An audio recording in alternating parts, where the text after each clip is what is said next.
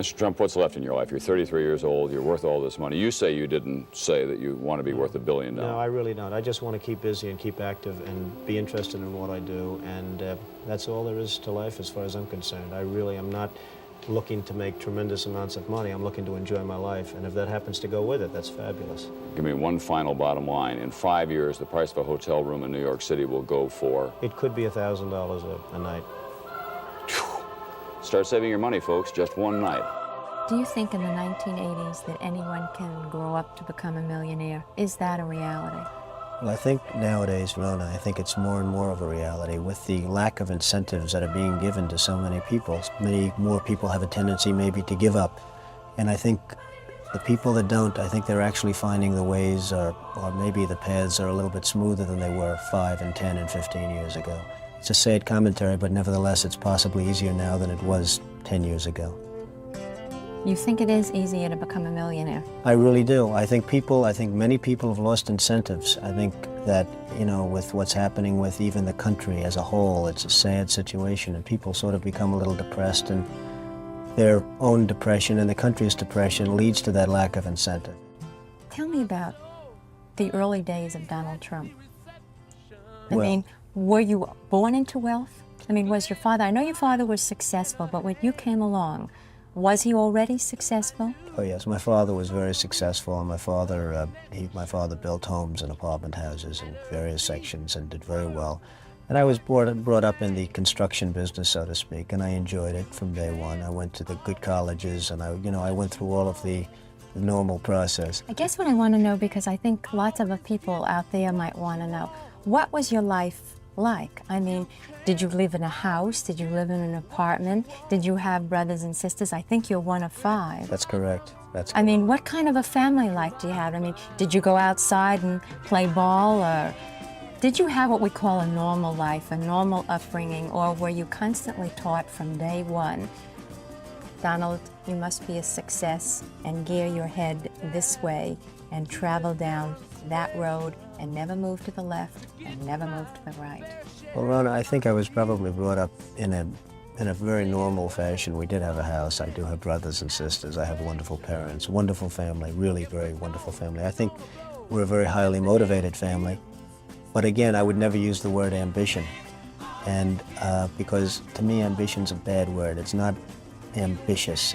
You know, when I see people saying, I'm going to do this and I'm going to do that and I'm so ambitious, and it really sickens me to listen to them talking. I think it's just something that we were motivated and properly motivated. And I think we're motivated for the right things. We were also motivated toward family and toward good things. But I like to think that maybe the ideas that I've had have, you know, created what we've created over the past 5 or 6 years. Ideas that maybe at the time people didn't believe in. A lot of people didn't believe in them.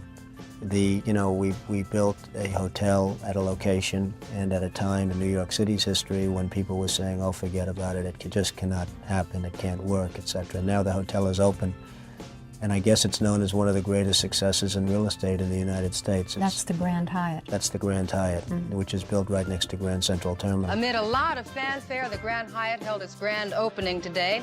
The mayor and the governor of New York were among those on hand for the ribbon cutting. Hyatt Regency is now an architectural gem for all the world to see. Hyatt is a fantastic outfit, and all of this is going to combine to make probably the most successful hotel, one of them in the country, we feel.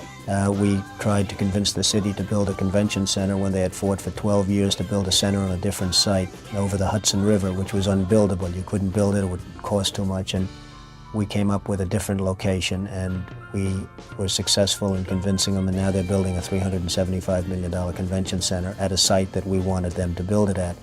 But at the time, people said the city will never have a convention center, the city's got its difficulties. Today, New York is the hottest city in the world, I would say. I don't think there's, and we are in other cities, but I don't think there's a city in the world that is so viable today as New York. All of the Europeans are looking to come to New York. Many, as a matter of fact, and I don't like to say it because I know you're from California, but many of my friends from California are now looking to come back to New York. For some reason, it's a psychology. It's a great change and a great shift in the mind from what it was 5 years ago. But I made a lot of transactions and deals 5 years ago having to do with New York and hoping that New York would come back, and it's come back, frankly, much stronger than I thought it would be possible. Tell me about that dream. Tell me, how does that dream come about? Do you wake up one day and you say, I want 30th Street on the west side. I want 42nd Street on the east side. I want the Tiffany location, 57th Street and 5th Avenue. What happens, Donald? Tell me about that process. Well, it's a process, and it's something that you maybe have an instinct for. The finest piece of real estate, considered to be the finest piece of real estate in the world, is at the corner of 5th Avenue and 57th Street. That's the Tiffany corner of the world. And you can go to California, you can go to Des Moines, Iowa, you can go anywhere and you can say, what's the Tiffany location? It's become a phrase.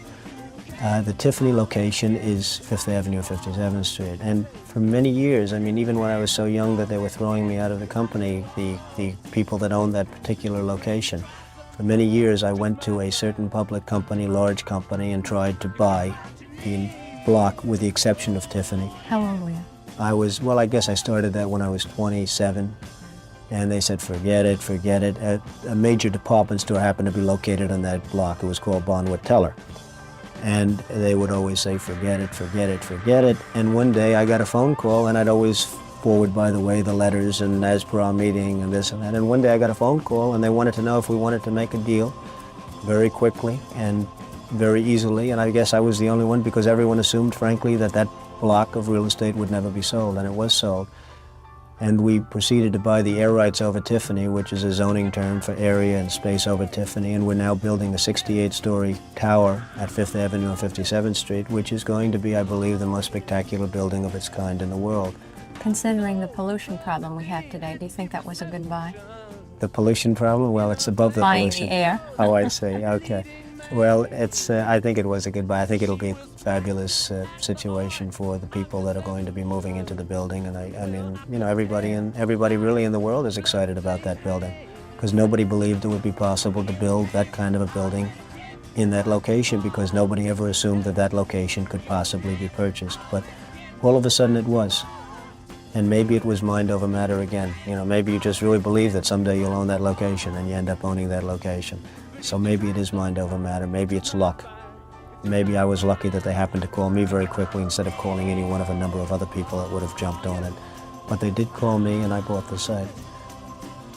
To attain the kinds of things that you've attained in real estate, can you do it without having political clout? Yes, I believe so. I mean, people give me a lot of credit for having political clout, which I really necessarily don't have. I look at my ideas as something that sell themselves, and I think the politicians in New York have been very decent and very open as far as Donald Trump is concerned. I think they've, number one, looked at the project and they've said the projects are great, the projects and the ideas are good, but the convention center is an example. That convention center that I proposed was many times better than any of the other competing convention centers, because everybody that had a site that was large tried to convince the city and state to build it on their site. But the fact is, our site was better. It was adjudged to be better. And I think, politically speaking, I think what the state is going to do is they're going to build a better convention center in a better location than originally planned, and they're going to save at least $100 million over and above what they were originally talking about building the center for. So I don't know what that has to do with the political connections, although I have been accused of having political connections. Do you have political connections? I really say no.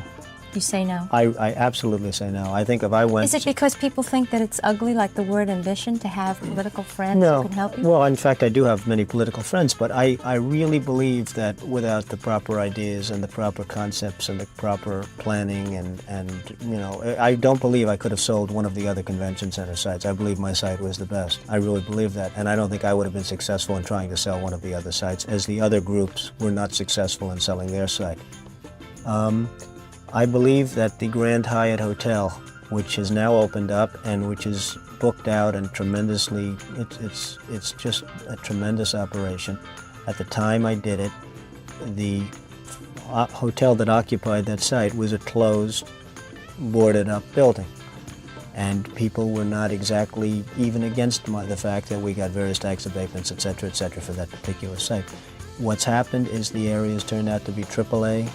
Philip Morris is building its world headquarters. The Chrysler building is booming. The rents over there are tremendous. The area is thriving. We're doing the restoration of Grand Central Terminal.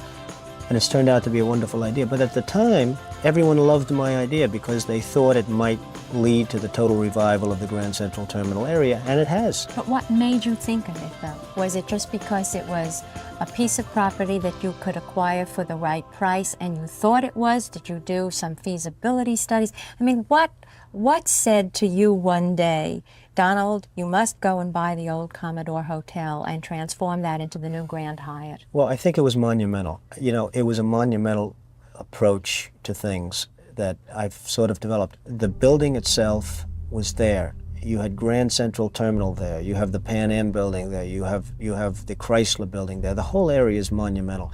The key to that area was the old Commodore Hotel, which was now gutted and redone and is a spectacular hotel. The process of doing the monumental deal to me has always been much easier than the process of doing the small deal. Young man, there's no need to feel down. I said, young man, pick yourself off the ground. I said, young man, 'cause you're in a new town. There's no need to be unhappy. Young man, there's a place you can go. I said, young man, when you're short on your dough, you can stay there. And I'm sure you will find many ways to have a good time. Sometimes a door gets closed in your face. How do you get those doors open? What makes you go on? Well, you do get many doors closed. There's no question about that, Rona. That's something that's happened in many cases. And I guess you just have to keep going. I guess you really just have to keep pushing and just get going. And the funny thing is, once you open the first door, it becomes a lot easier to open the second door. I mean, for instance, today, it's much easier for me to have things happen than it would have been 5 years ago before any of these conceptions or conceptual ideas really came into fruition. Today is much easier for me to make a phone call and try and have something happen than it was 5 years ago. Can you remember your very first deal? Well, I've always been making deals, even when I was very young. I mean, you know, it's Well, just... you're very young. How old were you when you set out without any help from anyone to make your very first deal? That I couldn't say, but I can tell you that it's an instinct that some people have where they enjoy doing certain things. And I've always enjoyed being somewhat creative and working out various deal concepts. But I really couldn't tell you what the first was, Rona. Were you 12 or 13 years old when you began thinking about concepts? Were you younger than that? Did it start when you were in your teens and your early 20s? When do you think it really all began for you? Well, I guess probably sometime during high school and during college and during whatever. I think you probably just start forming, the brain cells start forming in that direction. But I really don't know when exactly. I wish I could answer that question a little bit better. There was an article recently that headlined, "Like Father, Like Son." Are you like your dad? Well, I hope so. I have a very wonderful father, and I would hope I'd be somewhat like my father. What's he like? Strong, dynamic gentleman. Is he loving, kind, Absolutely. giving? Absolutely. Totally. Could you go to him anytime you had a problem? Oh, Is he that kind of a father? Absolutely, I could, yes. There's always been this sort of thing, this theory about people who are born into wealth, that the parents shuttle them off to private schools, that you have nannies and governesses, that your parents are really never around when you need them, and a lot of children of the well-to-do have never really been very happy. Some have grown up, of course. There's always the exception to the rule. That's right. Were you shunted off to private schools, or did you go to public schools, or what was that Well, like? I was sent to private schools, but probably never shunted off. I went to the private schools, and I went through the whole scenario. But I've always had parents that were very supportive. In fact, very supportive over the last 5 and 6 and 7 years, because I needed support over the last 5 or 6 years. I was being criticized very badly for concepts and ideas that probably at the time would not have been viable, and it turned out that they turned out to be very viable. So I needed the support of a family, of a good family and a strong family, and a family that backed my thinking. And they did, and you know, and now I think they can sit back and say, well, we made the right decision. But I've always had a very supportive family. Are you hurt by criticism?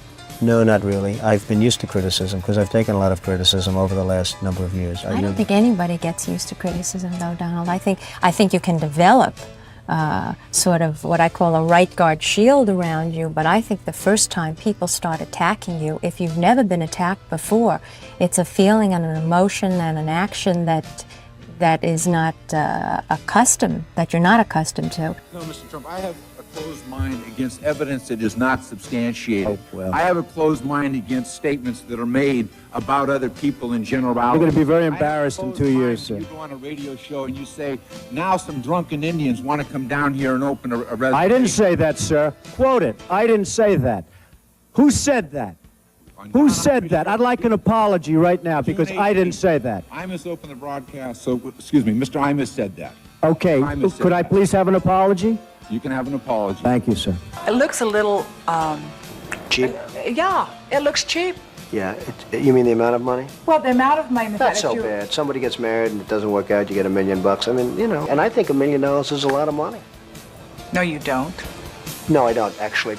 How do you handle it, or how did you handle it the first time? First of all, I think you are right. I think you probably never really get used to it in the total sense. And maybe all I'm doing when you say, you know, do you mind criticism? And I say, no, I really don't. Maybe I'm just creating my own little psychological wedge also for maybe that kind of a question. But you just have to go with it. I mean, you're always going to be criticized no matter what you do, and you have to realize it, and you really have to develop a little bit of a tough skin. And if you don't, you really cannot survive, I suspect, doing anything of any great importance. Do you like having a tough skin? Do you think you have to have a killer instinct in order to be successful? I think you have to have some, to a large extent, I think you do have to have at least a winning instinct. I think that the world is made up of people with either killer instincts or without killer instincts. And the people that seem to emerge all the time, it doesn't mean they're the best people, and it doesn't mean they're the happiest people, and in fact, in many cases, and in most cases, they're probably not. But the people that seem to emerge are the people that are competitive and driven and with a certain instinct to win. You use the word competitive and driven. I'd like to know, what drives it? Enjoyment. Pure and simple enjoyment, rather. I want to buy the enjoyment, but somehow I feel that there's something underneath it, that there's something more that makes you want to succeed, want to be who you are. Well, what do you think it is? maybe I can just, but maybe I could just add the word creativity. I really enjoy creating, and maybe this is my form of creativity. You know, building a 68-story building on Fifth Avenue is my form of creativity, and making it the finest, not only the location, but instead of building an average building, we're going to make it the finest building in the world. And maybe that's my form of enjoyment, which gives me a little bit more drive than somebody else may or may not have, which allows me to do these things. But I feel that enjoyment really has a large part to do with it, creativity, and just incentive, just having the incentive to go out and do something. Everything I've read about you, listening to you speak, as I think I said in the very beginning, work apparently is your love. Is that true? Well, work is something that I enjoy very much. I can't say that it's my love. I mean, I have a lot of other things that, are very dear and very dear to me, but I certainly do enjoy work, and it is certainly a love. I was going to ask you, is there room for a wife and a child in your list or on your list of priorities? Oh, sure. I mean, marriage is a very important thing for people. I fully believe it. I think that having the home and having the stability, and I've had it all different ways. I mean, I've had it the other way, and I've had it the marriage way, and I think that marriage is a very important. Having a good wife and having a nice family is a very, very important. There is no substitute for it, frankly. There really is no substitute for it. Are you friends? Yes, absolutely. With my wife, absolutely. Yes. Absolutely. Is it important? I think it's the most important thing. I mean, you have to be best friends. If you're not going to be best friends, then the marriage cannot work. No matter what the other ingredients are, the marriage really can't work. Speaking of friends, is it easy for a man of wealth to develop friendships in the traditional sense? Well, I think it's easier to develop friendships, but I'm not so sure when you get back down to the traditional sense, and that would mean the friends that are here in good times and bad. I'm not so sure necessarily how many of those friends would be around if things did take a turn for the worse. I've oftentimes thought that I'd like to test some people and find out, and just play the little game of doing the testing, and which has been done on occasion. But it's very easy to develop friends, but it's very hard to see whether or not they're real friends. Do you think a real friend has to be someone who has the same things you have, monetarily speaking? No, I don't think so. I think probably maybe just the opposite. I would not say so. I think that...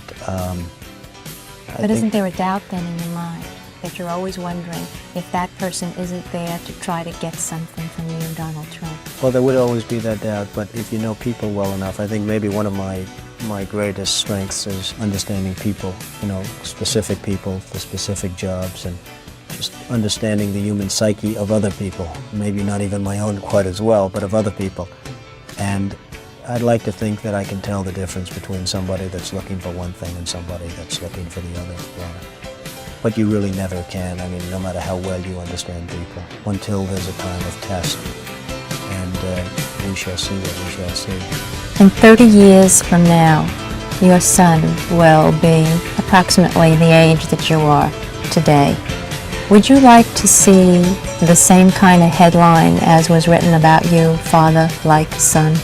Well, I think that'd be fine, but I think more important to me would be that my son would be happy, that my family would be happy. I mean, I really don't care that much whether or not he decides to go into this business or go into another business. I find this business very exciting. I find this business to be show business, frankly. You know, in terms of what we've done, I'd like to make it a little bit show busy. Because I don't like show business that much. I do like the real estate business, but I like the concept of show business as it relates to the real estate business. But I would like my son mostly to be happy, and if he's happy, then I'm really satisfied. And if he'd be happy doing what I'm doing, then I'd be probably a little bit more satisfied. I never thought I'd be doing this, I have to tell you. So just everybody have a good time, enjoy yourselves, and for many years enjoy the Trump shuttle. One day, if someone were to make a movie, you talk about show business and a relationship here. One day, if someone were to make a movie of your life, who would you see playing yourself?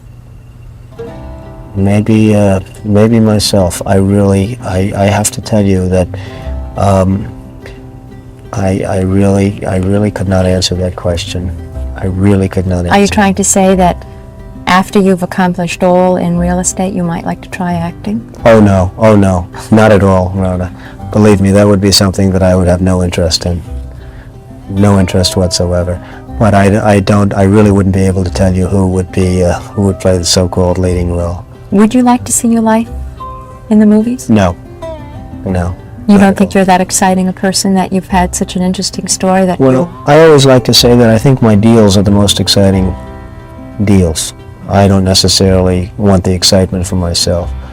And I've always been somewhat guarded about that. I mean, I do think we probably have, and I'm not saying it, it's been recognized that we have the most exciting real estate transactions in the country at this moment. And I would say that I think they're by themselves, they are very exciting. And that satisfies me. That's my excitement, is really seeing what happens with them.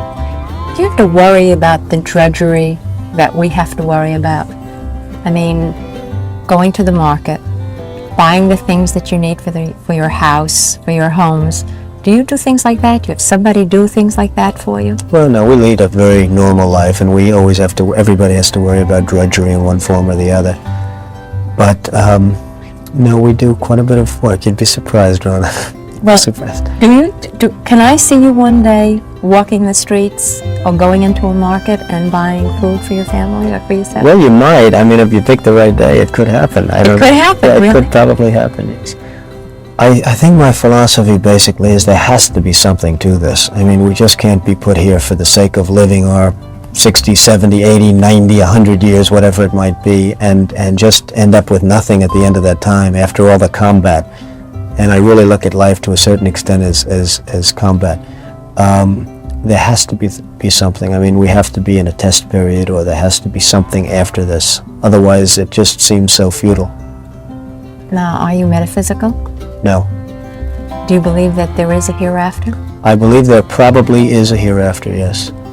Do you believe that we come on Earth to learn certain lessons about life? Well, I believe we come on Earth maybe as a testing period, and maybe for whatever reason. I guess, again, that goes back to the mind with the 1% and the 3%. If we could expand to 3% of the use of the mind, maybe we'd be able to figure out what happens afterwards. But we probably will not be able to figure that out. Since you brought up that thought, you must have been given some time to that idea. Why do you think, in 34 years, that you've been brought here? Well, I have done a couple of things which maybe on the outside don't appear to be very humanitarian, but I think inwardly I think they probably are. We have created thousands of jobs for people that maybe wouldn't have jobs today. We've created, industry in a city which, again, while today it's thriving and probably considered the best, 5 years ago at the time we did it, it was not considered to be thriving. And in my own way, I suspect that we've just created a certain amount of happiness in many houses where instead of going on a welfare line or whatever, the people have now come home with a nice paycheck, who are now working successfully in one of our developments. So I think in a sense maybe I was put on Earth to have fulfilled that function. And I think that's an important function. It seems to me that anyone who has acquired the kind of wealth that you have has had to make some compromises. Do you have any regrets About that particular aspect? about that and anything else? No, I don't have any regrets about that. I can tell you just a crazy thing has happened. That week, as you have just said, we've gotten a tremendous amount of publicity because we ripped down the Bonwit Teller building and people considered it landmark status and people considered it this and that. And I would have assumed it would have been negative publicity. What's happened is we've gotten literally thousands of phone calls because of that publicity of people wanting to move into that building. So it's had an exact reverse. It's a phenomena as far as I'm concerned, but the human mind is the greatest phenomena of all, I suspect. But we've gotten actually a very positive response from people. Most people understand that in order to make progress, you have to do things which aren't necessarily going to make you the most popular boy on the block. And that's what we did. In that case, we had a decision to make, and we had to make a decision. Is that something you learned all by yourself, or was it instilled in you by your father or your grandparents or anyone? I think maybe it's something that was instilled, and maybe it's something that you've learned through a little bit of trial and error over the years. I think this country maybe is a good example. I just don't feel the country is going forward in the proper direction. We could have made quick decisions, and we would have been a lot better off than the way we've been sitting around over the last couple of years and just watching everybody else do everything, and we just sit back and take everybody's abuse. It's a very sad situation that somebody isn't there making the decisions and pushing the right and proper, I don't want to use the word buttons, frankly, but pushing the right levers so that we can go out and do things as we're supposed to be doing them. You are a mover, you are a doer. If you could make America perfect, how would you do it? Well, I think that America is a country that has tremendous potential. I think that much like the mind, I think that America is using very little of its potential. I feel that this country with the proper leadership can go on to become what it once was. And I hope, and certainly hope, that it does go on to be what it should be. What should it be? Well, it should really be a country that gets the respect of other countries. Is respect the most important thing in your opinion? Well, respect can lead to other things. When you get the respect of the other countries, then the other countries tend to do a little bit as you do, and you can create the right attitudes. The Iranian situation is a case in point. That they hold our hostages is just absolutely and totally ridiculous. That this country sits back and allows a country such as Iran to hold our hostages, to my way of thinking, is a horror. And I don't think they'd do it with other countries. I honestly don't think they'd do it with other countries. Obviously, you're advocating that we should have gone in there with troops, etc., and brought our boys out. I absolutely feel that, yes. I don't think there's any question, there's no question in my mind. I think right now would be an oil-rich nation, and I believe that we should have done it, and I'm very disappointed that we didn't do it, and I don't think anybody would have held us in abeyance I don't think anybody would have been angry with us, and we had every right to do it at the time. I think we've lost the opportunity. Donald, would you have wanted to be one of those men to have gone to Iran, and have taken those fellows out? No, I wouldn't have wanted to be, but I would have done it. Would you? Absolutely. If I were the age, if I were in the military. There were a lot of those fellows who went for that aborted coup, who were 34 years old and older. They were your age. That's right. If you were called upon, would you? I know it's easy to say, yes, of course I would go, but if the phone rang right now and someone from the Selective Service had said, Donald, we're taking every young man 34 years of age, we're sending him to war, would you go to war? No, I don't see a war. You see, the war this is not a Vietnam situation, fortunately. The war, in fact, with Iraq. There is a war waging here right now. Oh yes, there is a war, and it's a war where nobody has any tanks, has any guns. It's a war where everyone's standing around. That would have been the easiest victory we would have ever won, in my opinion. When I look at television, I see men being shot up, legs being blown off. You're talking about two non-existent armies. I mean, Iran has an army composed of American equipment without parts and without anything else, and Iraq has a very weak army, and they're just really fighting each other. I mean, it's almost hand-to-hand combat. If you see now, they've run out. It's a sad situation, Rona, but it's a situation which ultimately is going to get much worse. That little sparkle of war, that little sparkle is going to lead, in my opinion, to a much, much greater conflict, and I think that's very unfortunate. For some people, the ultimate goal in life has been becoming the President of the United States. Would you like to be the President of the United States? I really don't believe I would, Rona, but I would like to see somebody as the President who could do the job, and there are very capable people in this country. Most people who are capable are not running for office. Most men are frightened of politics today. It is a shame, isn't it? Yes. It is a shame. The most capable people are not necessarily running for political office, and that is a very sad commentary in the country. They had major corporations and they had this and that, but they are not running for political office. Why wouldn't someone like yourself run for political office? You have all the money that you possibly need. You've accomplished a great deal, even though you are only 34. I know there's a lot of things that you possibly can do in the years ahead.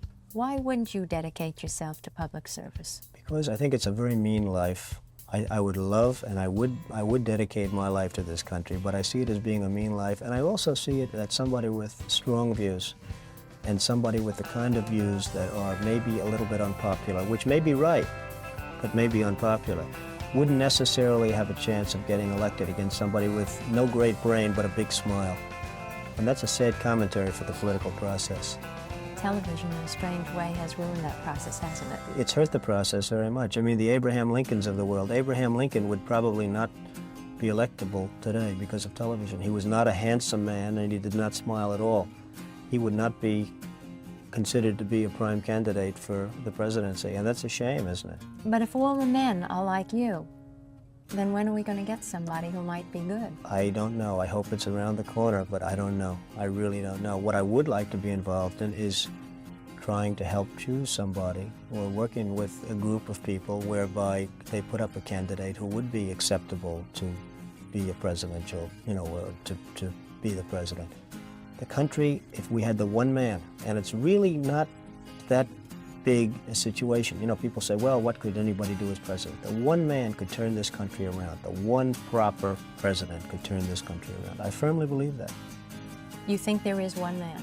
There is one man that can turn this country around. I could tell you, I know a number of people that would be excellent presidents. I will not tell you who they are, but I know a number of people that could be excellent presidents of this country. But they are not running for political office. They're not in political office. They're extraordinarily brilliant. They're very, very competent. They're leaders. They have the respect of everybody, and they would be fabulous presidents, but they're not running for political office, and I think that's very sad. And I think you said it. Maybe television is the thing that most hurt the political process in this country. If you lost your fortune today, what would you do tomorrow? Maybe I'd run for president. I don't know. You mean you think you have to be bankrupt with not a dime in your pocket in order to be a good president? No, I'm only kidding. You know, when I say that, of course, I'm being somewhat facetious. But I have to tell you, a lot of people would vote for you if you were in that position because they'd feel sorry for you. And again, I think that's a very sad commentary. I think that's a very sad commentary. Yet every man who's aspired to the White House in recent years has been a millionaire and better. Well, that could be, but I don't consider millionaires and better. You know, Plains, Georgia, I'm not sure if that's necessarily a millionaire or better. I really look at a person's mind and his own individual competence, not necessarily his wallet. Do you think there's a distinction between millionaires and millionaires? Oh, absolutely. There's a great distinction. What is the distinction? I mean, millionaires today they've done a study that there are 500,000 millionaires in the United States and this and that. Well, I look at really, again, I don't like to look at the distinction between wealth and wealth, because once you attain a certain wealth, it all doesn't really matter. I really like to look at the individual characteristics of a person and to see whether or not that person is really what I like a person to be. Donald Trump is a major deal maker, a swashbuckler. Donald, you're in your late 30s. You got 40 years to live, minimum. Well, I hope you're right about that. What are you going to do? There are a lot of things to do. You know, a fertile imagination and a good fertile mind, Mike, it's really amazing what can be thought of. There are so many things to do. Politics? So many. No, not politics. You've said that you could do a better job at negotiating an arms control agreement with the Soviets than some of these professionals who've been trying to do it for years. I didn't say me, Mike. I said somebody has to do it. If it were me, that'd be fine. I could do it. Somebody has to help this country, and if they don't, the country and the world are in big trouble. Because within a short period of time, as sure as we're sitting here, there's not going to be a country and there's not going to be a world. Donald Trump, the multi-millionaire real estate developer, is sounding more like a politician these days than America's most grandiose and controversial builder. When he disagrees with a matter of policy, he does it in a big way. Today, he sunk $95,000 into a full-page newspaper ad appearing in many papers criticizing the administration's foreign policy. Rumblings in the Trump camp point as far as the presidency. Could the Manhattan magnate be eyeing the White House, or is he just calling a bluff? Are you a Republican, Donald? I'm a Republican, yes. So if there were politics, it would be as a Republican. It would be, I guess, as a Republican, but I don't see that there will be politics. Why the ad, then? I mean, you said you wanted to say it. There's a lot of ways you can say things. I guess an ad is one way. You could have called up shows like this who would have been trying to have you come on. Why now? Well, it was very easy. I was tired, and I think a lot of people are tired of watching other countries ripping off the United States. This is a great country. They laugh at us. Behind our backs, they laugh at us because of our own stupidity and the leaders. I mean, what we have a Persian Gulf situation. You saw what happened today. Billions and billions of dollars are being spent on getting oil for Japan, and they're not paying anything for it. Essentially, they're paying nothing for it. We have tankers going back and forth that our men are protecting, losing their lives. I mean, they're losing their lives, Larry. We're spending billions and billions on protection, and those tankers are going over to Japan. It's just preposterous. I watched the Kuwaiti oil minister the other day laughing as he was explaining how much money they intend to make with the Bridgestone, which has been a total disaster, the Bridgestone. And I said to myself, isn't that a shame? He's talking about how much money they're going to make, and here we are. He's smiling and laughing. Why don't we get some of it? Why is it that we're protecting? We have frogmen, we have helicopters, we have aircraft carriers, and all sorts of ships all over the Persian Gulf, so that this man and his little group can make a lot of money. I think it's ridiculous. Well, one of the reasons we say we're doing it is because we've been doing it, that all previous presidents have endorsed doing it. I guess the kind of thinking of an entrepreneur is because somebody else said it was right doesn't make it right, right? Larry, the country is losing $200 billion a year. $200 billion. This country cannot continue to lose $200 billion. Japan is one of the wealthiest machines ever created. Saudi Arabia, and it's not, hey, let me tell you, I'm a big beneficiary of Japan. They buy my apartments in spades. They're fine people, but they're laughing to themselves as to what's happening over here. We're not kidding ourselves. They're laughing to themselves, Larry, as to what's happening with this country. But Donald, a lot of people feel the way you feel, and a lot of people maybe with as much money, or certainly some people with as much money feel the way you feel. Why did you go public? Because somebody had to, Larry. I watch it again, and it's a very important point. Japan is a money machine. Saudi Arabia is a money machine. Kuwait, these are money machines, the greatest ever created. The United States is, if it were a corporation, it would be bankrupt. It's losing $200 billion a year. For years now, it's been losing that. What right do we have to go out and defend? Why aren't these countries, these wealthy money machines, paying us for the defense of their freedom and their nations? Why aren't they paying us? We are kind of the world's keeper, are we not? I don't believe we should be. I think Japan should certainly make a contribution. Japan is one of the reasons they're so successful is they don't have to worry about defense, because why should they worry about defense when the United States will do it for nothing? I mean, it's crazy. Saudi Arabia, I mean, you saw what happened with Saudi Arabia. We're going through the Gulf. We have old-fashioned, obsolete minesweepers. We ask Saudi Arabia for the use of their minesweepers, which are the best made, the most modern, the best, and they say no. Who are they to tell us no? We're not going to give you our minesweepers. It's ridiculous. They're only there for the sake of us as far as that's concerned. We are protective of Saudi Arabia. They should pay for that. Are we going to be hearing more from Mr. Trump on issues like this as we go along? I really don't know, Larry. This is an issue that's been bothering me. It's been bothering a lot of people that I know, and I think it's an issue that had to be brought out to the fore. The concept of America financing and paying and losing lives for countries that won't even allow us to use their ships. And these are the countries that in 24 hours they'd be wiped off the face of the earth if it weren't for America. It's ridiculous. By the way, a couple of other things, then we'll take some calls for Donald Trump. Is it true that you're going to go to New Hampshire in October at the invitation of Mike Dunbar, who's heading a group called Draft Donald Trump?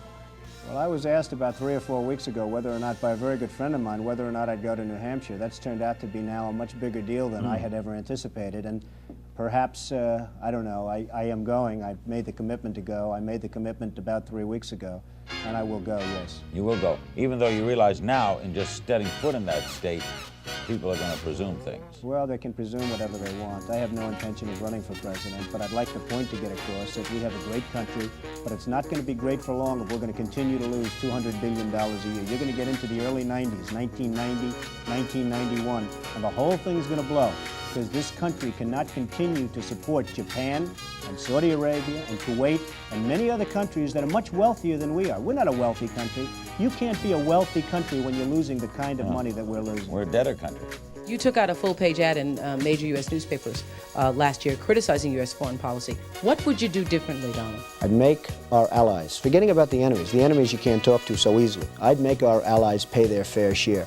We're a debtor nation. Something's going to happen over the next number of years with this country, because you can't keep going on losing $200 billion, and yet we let Japan come in and dump everything right into our markets and everything. It's not free trade. If you ever go to Japan right now and try to sell something, forget about it, Oprah. Just forget about it. It's almost impossible. They don't have laws against it. They just make it impossible.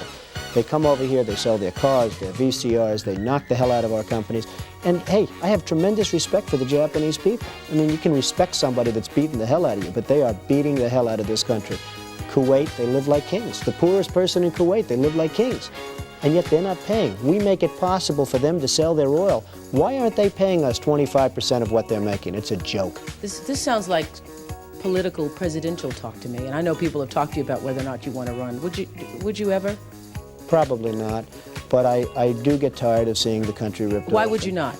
I just don't think I really have the inclination to do it. I love what I'm doing. I really like it. Also, it doesn't pay as well. No, it doesn't. But, you know, I just probably wouldn't do it, Oprah. I probably wouldn't, but I do get tired of seeing what's happening with this country. And if it got so bad, I would never want to rule it out totally, because I really am tired of seeing what's happening with this country, how we're really making other people live like kings, and we're not. What do you think of this year's presidential race, the way it's shaping up? Well, it's going to be very interesting. I think that probably George Bush has an advantage in terms of the election. I think that probably people would say that he's got like that little edge in terms of the incumbency, et cetera, et cetera. But I think Jesse Jackson's done himself very proud. I think Michael Dukakis has done one hell of a job.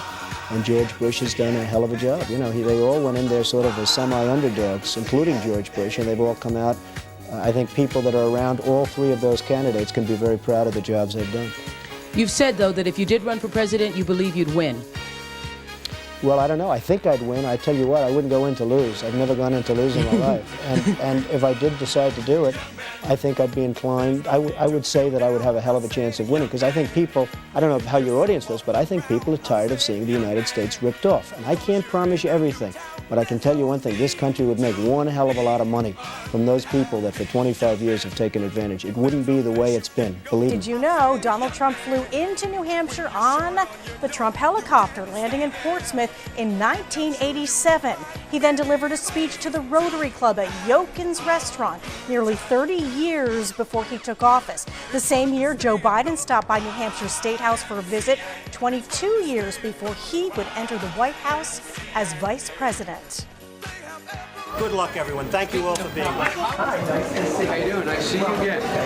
Nice to be here. It's a New Hampshire winter day, huh? Where are we heading? Over here? On the Republican side, there's speculation that developer Donald Trump may throw his hat into the ring. His name is already well known to millions of Americans thanks to the Trump Tower and other real estate holdings. The speculation was fueled by ads that Trump took in 3 newspapers today.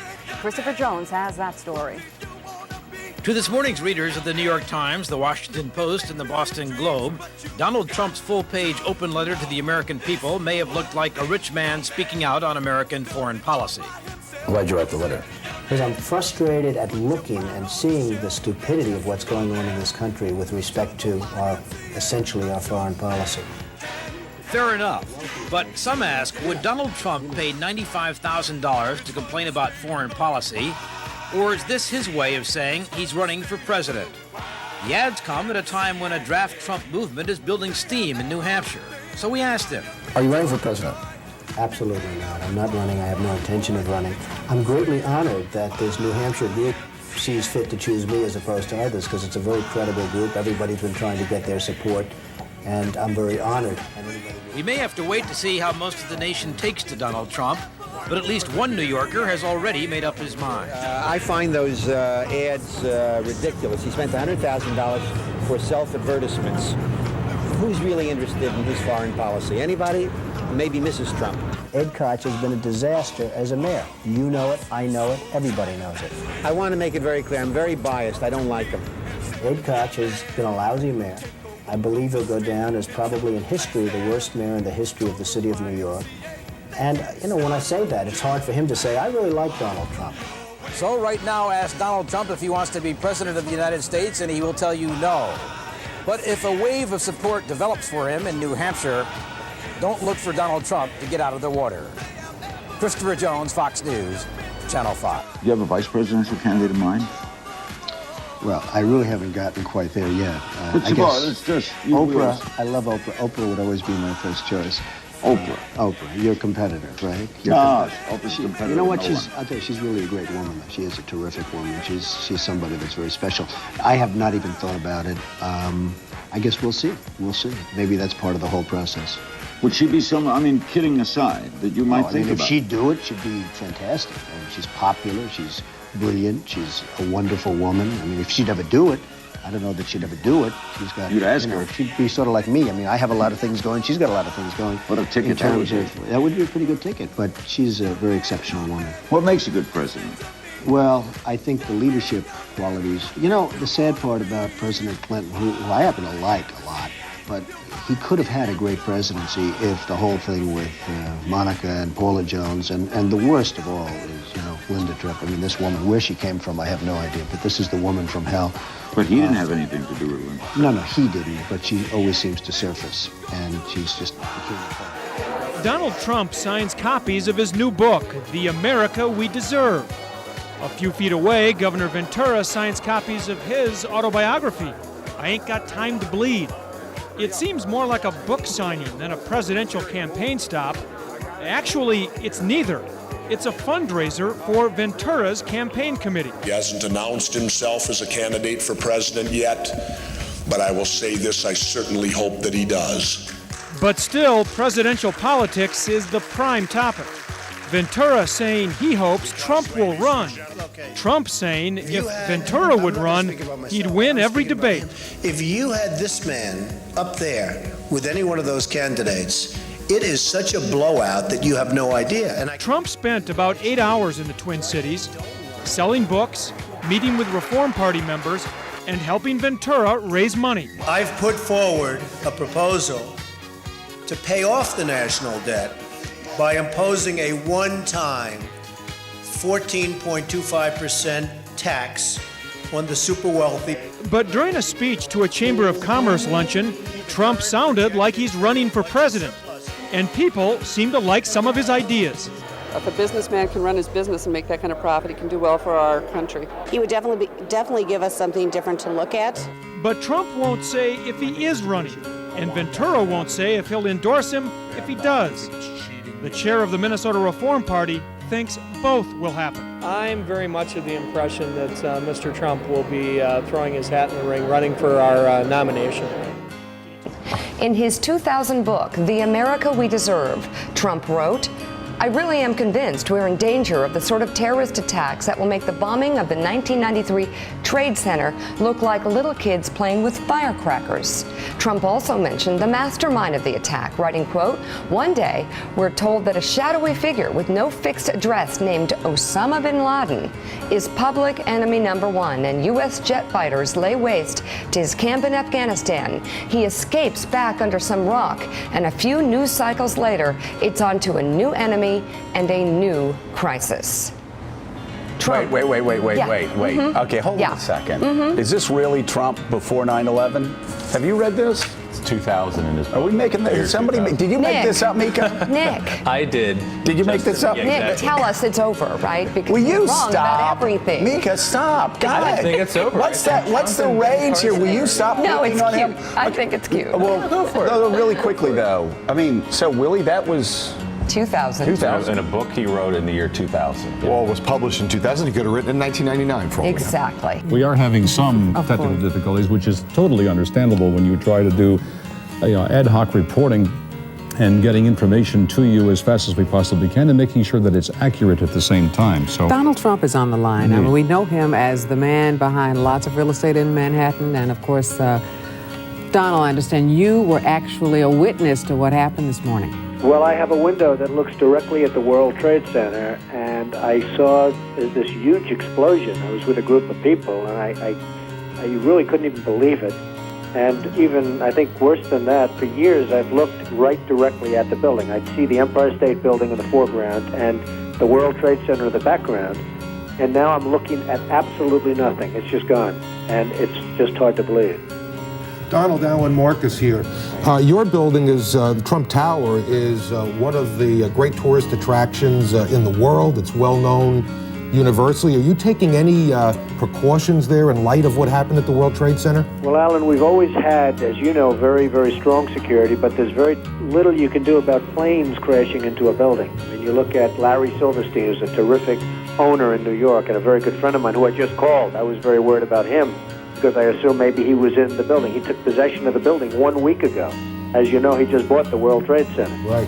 And he was in his office, and he was getting ready to move into the World Trade Center over the next 2 weeks. So, and I just spoke to him, there's nothing you can do when people are going to be bombing planes at your building. Now, I guess maybe the world is going to be changing, and maybe you're going to have F-16s flying all over the city, etc. But it's a pretty tough situation. Donald, you have one of the landmark buildings down in the financial district, 40 Wall Street. Did you have any damage, or did you know what's happened down there? Well, it was an amazing phone call I made. 40 Wall Street actually was the second tallest building in downtown Manhattan, and it was actually, before the World Trade Center, was the tallest. And then when they built the World Trade Center, it became known as the second tallest, and now it's the tallest. And I just spoke to my people, and they said it's the most unbelievable sight. It's probably 7 or 8 blocks away from the World Trade Center, and yet Wall Street is littered with 2 feet of stone and brick and mortar and steel, and there are thousands of people walking over the debris over the Brooklyn Bridge, where they're sending them out over the Brooklyn Bridge to Brooklyn, and then I guess they're going to have to figure out how to get home from there. But they have between 1 foot and 2 feet of debris right in front of a building that's probably, you would say, Alan, 6 or 7 blocks away. Donald, this is Roland Smith. Hi, Roland. You know, how you doing on this kind of day?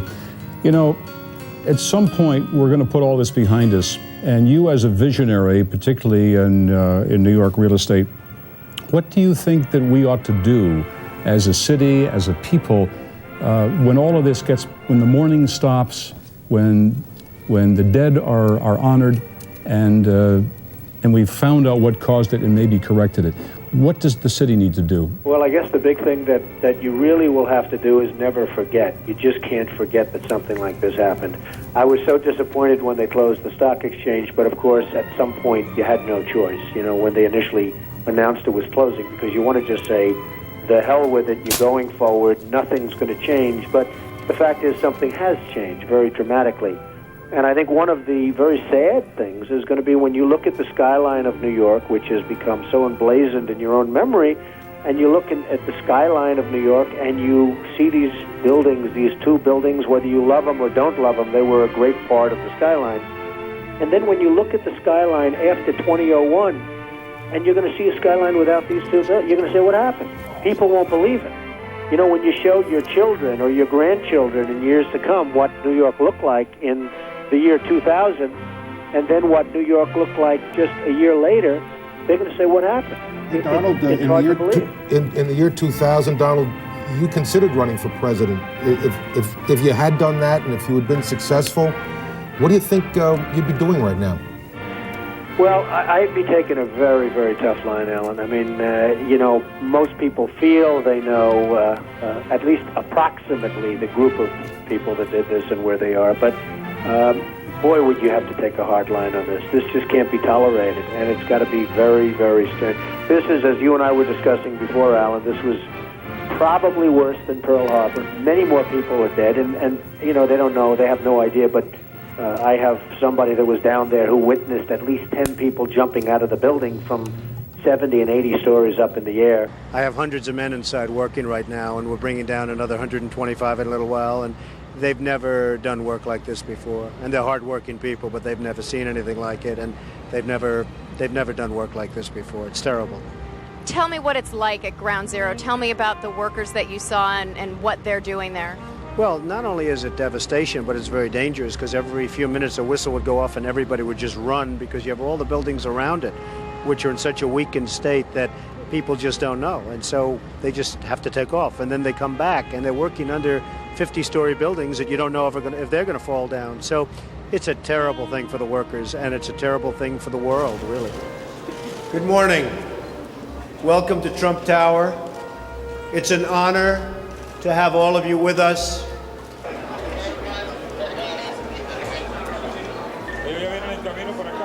If we rebuild the World Trade Center in the form of a skeleton, Freedom Tower, the terrorists win.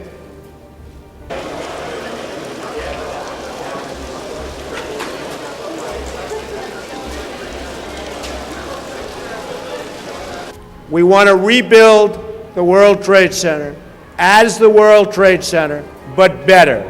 A little bit taller, a lot stronger, just plain better.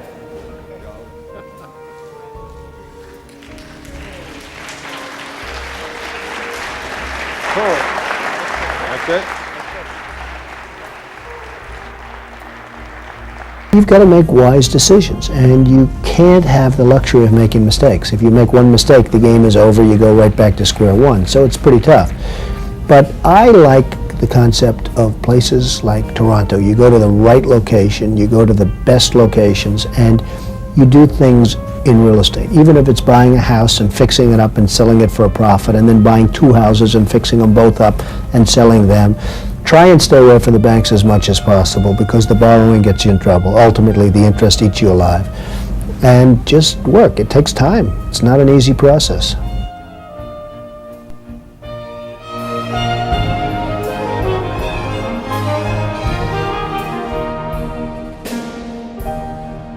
I will not be running for president as much as I'd like to. He flirted for months with the presidency. While I'm not at this time a candidate for the presidency, I will decide by June whether or not I will become one.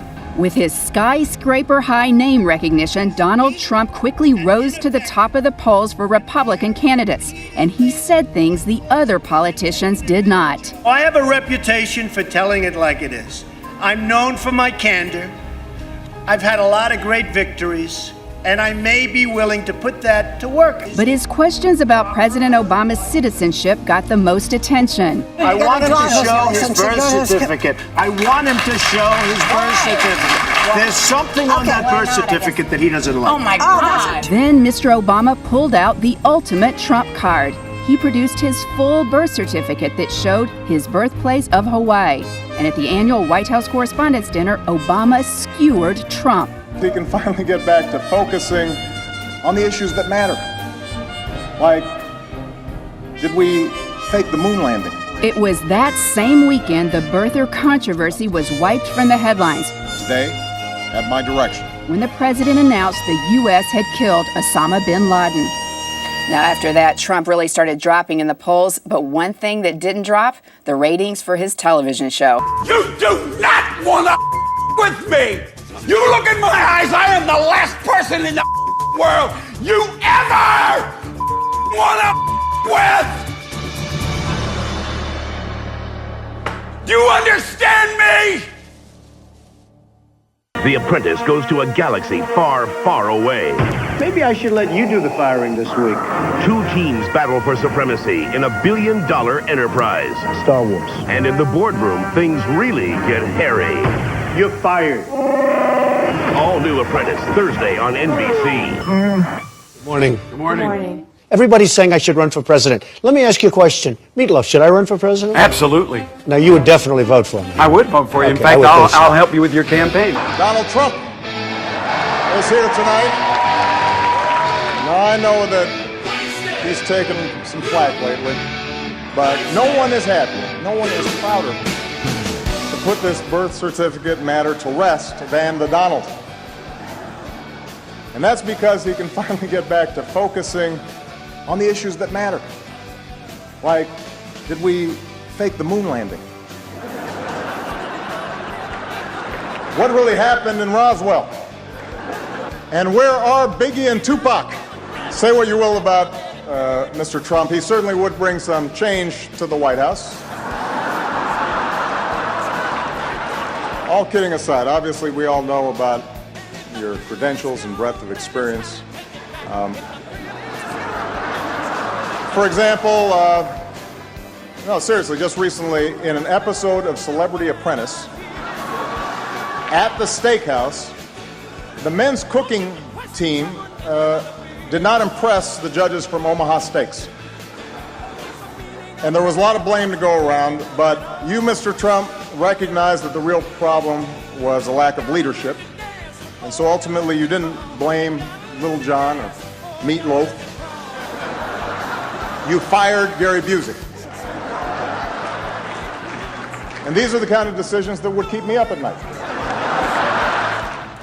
And even tonight, with all of the heated back and forth between my opponent and me at the debate last night, we have proven that we can actually be civil to each other.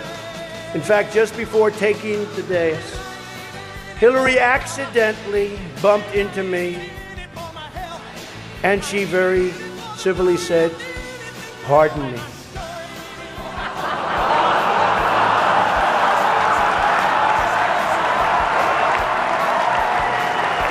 We are eradicating the criminal gangs and cartels that have infiltrated our country. You're reading about them all the time. Some of you have big problems with them. Thank you for that sign. Blacks for Trump. I love that guy. Blacks for Trump. Thank you. Thank you. Thank you, man. That's great. That's really cool. I appreciate it. We have solutions that will pass the House and Senate right now and will not shut down the government, and that's what we're urging you to do. Not threaten to shut down the government, because let me just finish, because you can't get your way. The last time you shut it down, you got killed. Let me say something, Mr. President. You just say my way or we'll shut down the government.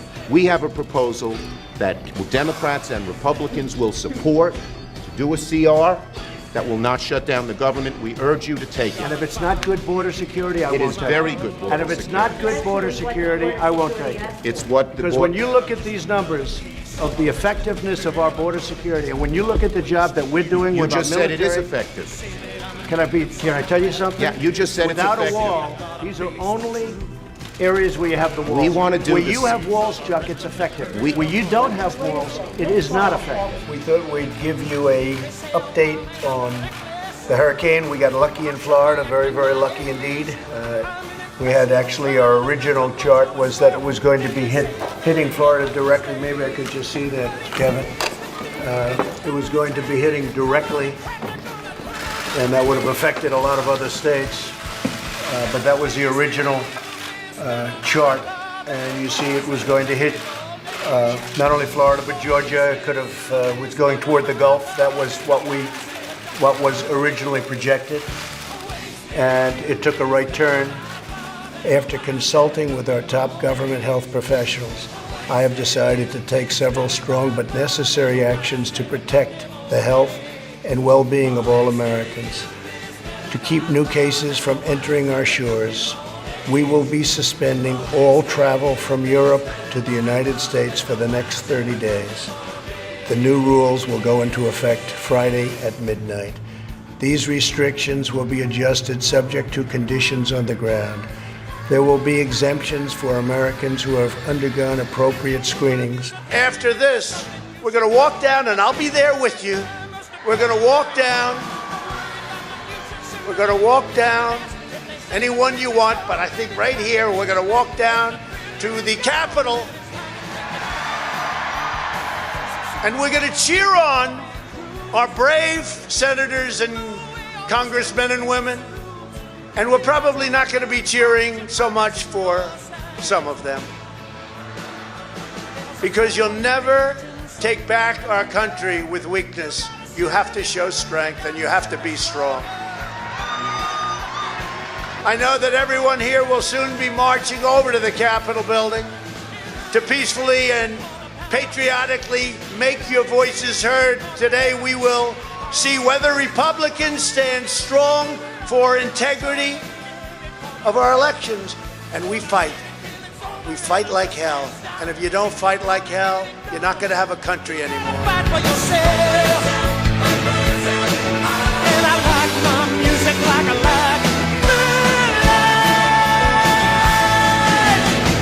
everything louder than everything else, everything louder than everything else, everything louder than everything else, everything louder than everything else, everything louder than everything else, everything louder than everything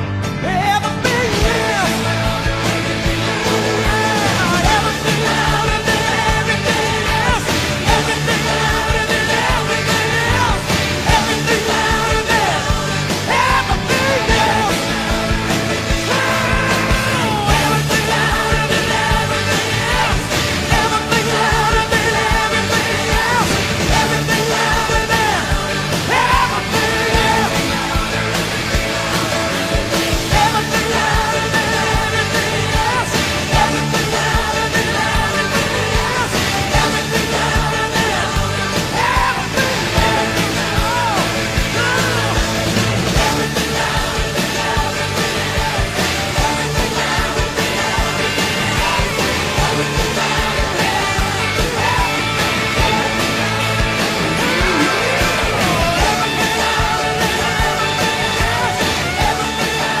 Please raise your right hand and repeat after me.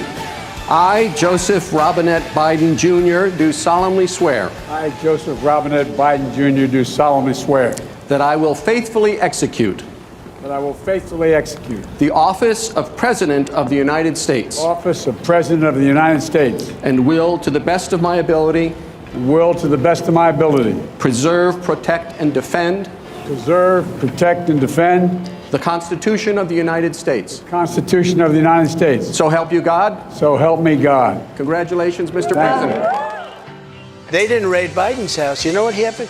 They put him in the house. That's the one with the Corvette where the documents were laying all over the floor. That was fine. And you know who happens to be at Mar-a-Lago? Secret Service, and they're phenomenal. I have Secret Service. He didn't have Secret Service. The other thing, the vice president cannot declassify. He didn't have the right to declassify. He has documents from when he was a senator. And even Democrat senators say, I can't believe it. No. That's the question that investigators have, I think, is why you held on to those documents when you knew the federal government was seeking them and then had given you a subpoena to return them. Are you ready? Are you ready? Can I talk? Yeah, what's you the mind? answer? Do you mind? I would like for you to answer the question. Okay, it's very simple to answer. That's why I asked it. It's very simple to, you're a nasty person, I'll tell you. I started to, like this, turn to my right and was ready to begin a little bit further turn, which I'm very lucky I didn't do, when I heard a loud whizzing sound and felt something hit me really, really hard on my right ear. I said to myself, wow, what was that? It can only be a bullet. And moved my right hand to my ear, brought it down. My hand was covered with blood, just absolutely blood all over the place. I immediately knew it was very serious, that we were under attack, and in one movement proceeded to drop to the ground. Bullets were continuing to fly as very brave Secret Service agents rushed to the stage, and they really did. They rushed to the stage. You guys have access to that chart that I love so much. You don't mind if I go off teleprompter, do you?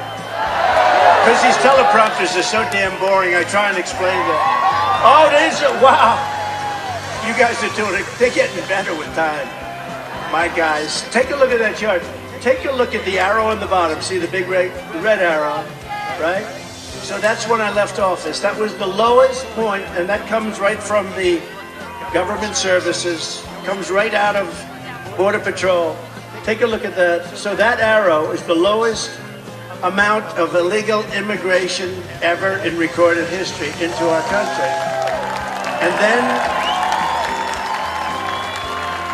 And then the worst president in the history of our country took over. And look what happened to our country. Probably 20 million people. And you know, that's a little bit old, that chart. That chart's a couple of months old. And if you want to really see something that said, take a look what happened.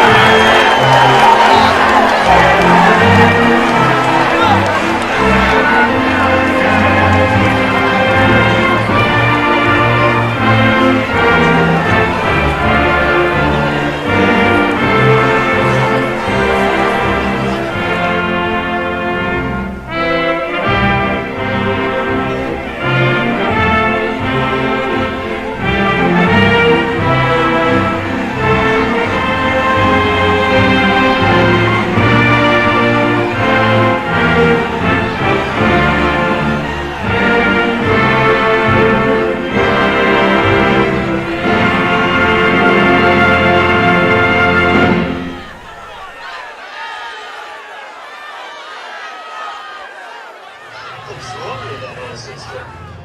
And, and it's the doctors you find. Remember I said I want to do small doses. Anyway, I would love you to do something. And I think it'll be so good for you and so big for you. And we're going to win. We're going to win. We're way ahead of the guy. And, it was interesting. It was very nice, actually. He called me. And he said, how did you choose to move to the right? So I guess that people say, if I was looking straight up. He said, I was just showing a chart. I didn't have to tell him the chart was on all the people pouring into our country. But no, I just turned my head to show the chart. And something rocked me. It felt like a giant, like the world's largest mosquito. And it was a bullet going through. What do they call that, an AR-15 or something? That's a big gun. Those are pretty tough guns, right? They say you can't truly know how you'll respond in a moment of danger until you're actually confronted with it. Friends, delegates, and fellow Americans, I humbly and gratefully accept your nomination for the presidency of the United States. From the lakes of Minnesota to the hills of Tennessee, across the plains of Texas, from sea to shining sea, from Detroit down to Houston and New York to LA, where there's pride in every American heart, and it's time we stand and say, I am officially running for President of the United States, and we are going to make our country great again. How are you?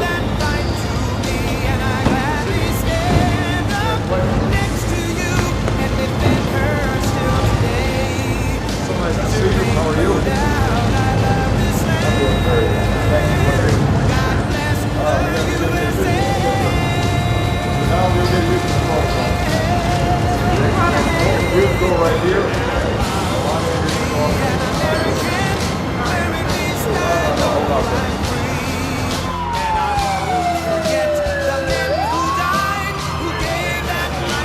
Americanism, not globalism, will be our credo. Next to you and defender still today, 'cause there ain't no doubt I love this land.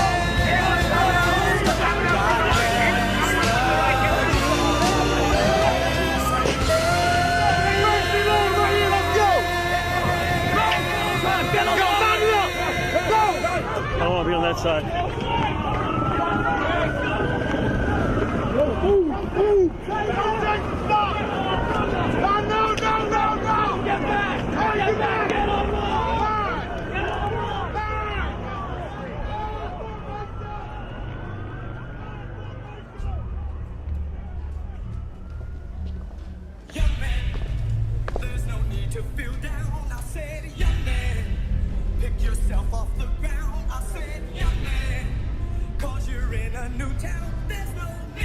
Jeb Bush has been taking dead aim at Donald Trump because Donald Trump has been firing really at Jeb Bush. The two have been going at it.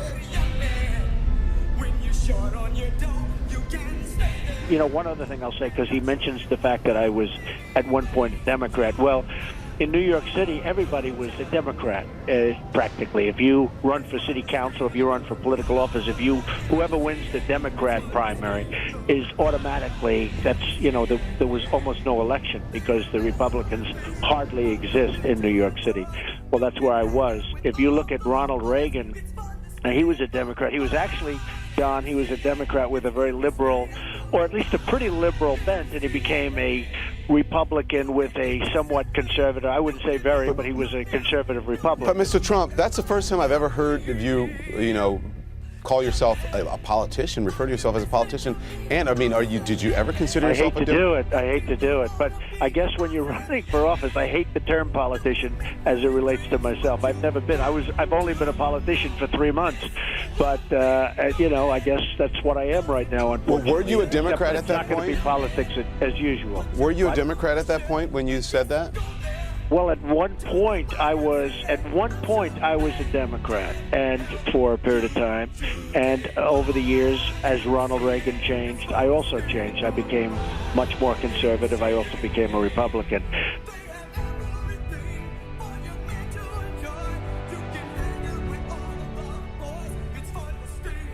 Would you like to be the President of the United States? I really don't believe I would, Rona, but I would like to see somebody as the president who could do the job, and there are very capable people in this country.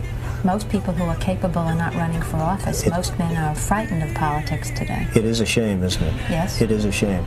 The most capable people are not necessarily running for political office, and that is a very sad commentary in the country. They had major corporations and they had this and that, but they are not running for political office. Yes, scary Donald Trump. Worse than Hitler, they call him. An ogre, a monster, a fascist, a white supremacist, a racist, except, of course, he isn't. Why wouldn't someone like yourself run for political office? You have all the money that you possibly need. You've accomplished a great deal, even though you are only 34. I know there's a lot of things that you possibly can do in the years ahead. Why wouldn't you dedicate yourself to public service? Because I think it's a very mean life. I would love and I would dedicate my life to this country, but I see it as being a mean life, and I also see it as somebody with strong views and somebody with the kind of views that are maybe a little bit unpopular, which may be right, but may be unpopular, wouldn't necessarily have a chance of getting elected against somebody with no great brain but a big smile. And that's a sad commentary for the political process. No great brain but a big smile. How on earth? Way back in 1980, did young Donald Trump know he'd be running against this man? Talk about being prescient. A great gifted clairvoyance. Now, welcome the next Vice President of the United States, Tim Walz.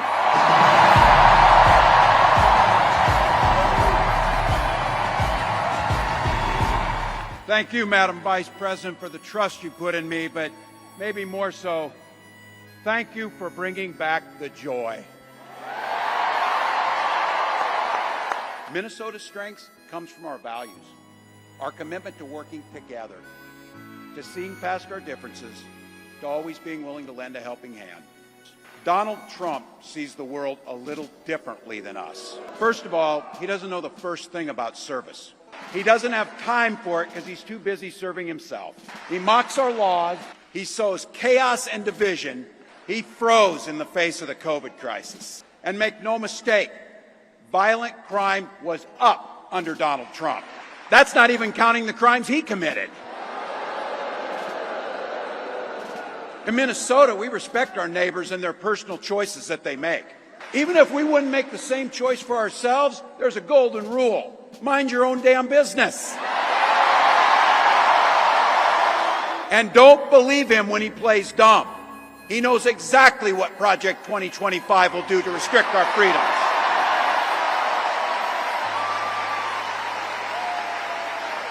J.D. Vance literally wrote the foreword for the architect of the Project 2025 agenda. Like all regular people I grew up with in the heartland, J.D. studied at Yale, had his career funded by Silicon Valley billionaires, and then wrote a bestseller trashing that community. Come on! That's not what middle America is. And I gotta tell you, I can't wait to debate the guy. That is, if he's willing to get off the couch and show up. So, I gotta tell you, pointing out just an observation of mine that I made. I just have to say it. You know it, you feel it. These guys are creepy and yes, just weird as hell. That's what you see. That's what you see. She believes in the promise of America. We just gotta fight. We just gotta fight. Because as soon-to-be President Harris says, when we fight, we win! Well, who gets your vote on the Democratic side? Well, they all get my vote on the Democratic side. On the Republican side, my pick is George Bush. I think he'll be the nominee. Senator Joe Biden, thank you very much for coming in. Thank you for having me. Start off, obvious question. Why did you put your letter in the paper? I'm a proud American, and I'm tired of seeing this country get ripped off by every nation practically in the world. When I look at Japan as an example, and I love the Japanese people, I do a lot of business with the Japanese people, but they've taken advantage of the United States. We're defending Japan. Japan right now is far and away the wealthiest country in the world. We're defending Japan, and it doesn't make sense. We're bringing ships through the Persian Gulf. We're paying for it. The oil is going to Japan. They get 60 to 70% of their oil from Japan. We get 4 to 5%. We really don't need it. Why isn't Japan contributing? Why isn't Saudi Arabia? Why isn't Kuwait contributing big, big, big money toward their defense? It doesn't make sense. On the same subject, what about the idea that as a superpower we have obligations to protect freedom of navigation? I'm gonna tell on you. Tell all the people what you do. Yes, I'm gonna tell on the whole round world just exactly what it is that you do. Yes, you do.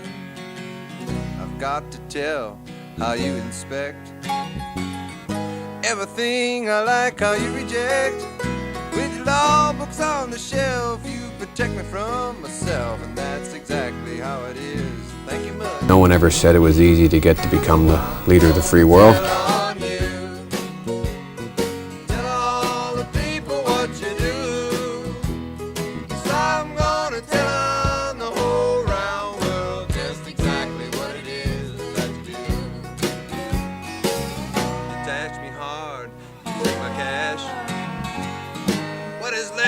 Tell me, make it last. Sit down and sip your beer and be thankful you live here. Yeah, love it or leave it. That's just exactly what he said. Yes, he did. I'm gonna tell on you. Tell all the people what you do.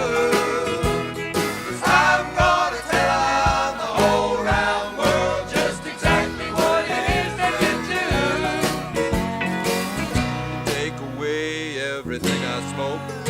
You say it's bad, it'll make me cough and choke. It's cancerous. You're bound to die. It's dangerous. I'd get out of sight. That's exactly what he said. Yes, he did. So I'm gonna tell on you. Tell all the people what you do. I'm gonna tell on the whole round world just exactly what it is that you do. I hope he said the pill's no good. Only do it when you think you should. But we're overpopulated. And a longer skirt is needed. Yes, and that's just exactly what he said. Yes, he said. I'm gonna tell on you. Tell all the people what you do. I'm gonna tell on the whole round world just exactly what it is that you do.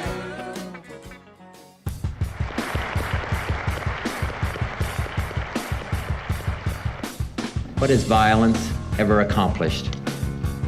What has it ever created? No martyr's cause has ever been stilled by an assassin's bullet. No wrongs have ever been righted by riots and civil disorders. A sniper is only a coward, not a hero, and an uncontrolled or uncontrollable mob is only the voice of madness, not the voice of the people. You are on the path of politicians. Well, I've got a long time to think about it, Joe. You have a family of political know-how, but have you committed yourself to the political future? I don't think so. I think I'll probably do some form of public service. I think everybody in my family really feels that a lot of my father's goals and ideals are worth pursuing. But I wouldn't necessarily restrict myself to politics. We can't all go into politics. Everybody ultimately lives in a neighborhood, in a community, or in an ecosystem that, in this point in history, is probably deteriorating. And on a street-by-street, house-by-house, mountain-by-mountain, river-by-river basis, we have to start taking control of our own lives and saying, we are not going to let this happen. Among free men, said Abraham Lincoln, there can be no successful appeal from the ballot to the bullet. And those who take such appeal are sure to lose their case and pay the cost. Violence breeds violence. Repression breeds retaliation. And only a cleansing of our whole society can remove this sickness from our souls.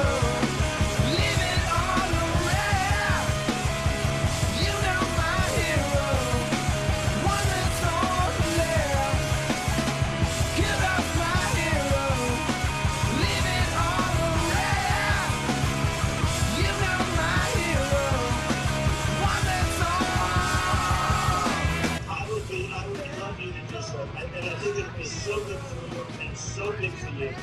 And we're going to win. We're going to win. You know, we're way ahead of the guys. And this is a tribute in honor of Bobby. I am announcing tonight that upon my election, I will establish a new independent presidential commission on assassination attempts.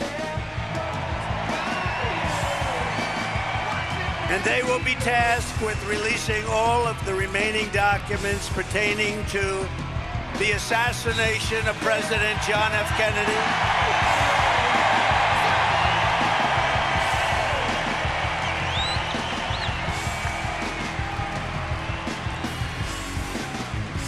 And they will also conduct a rigorous review of the attack last month.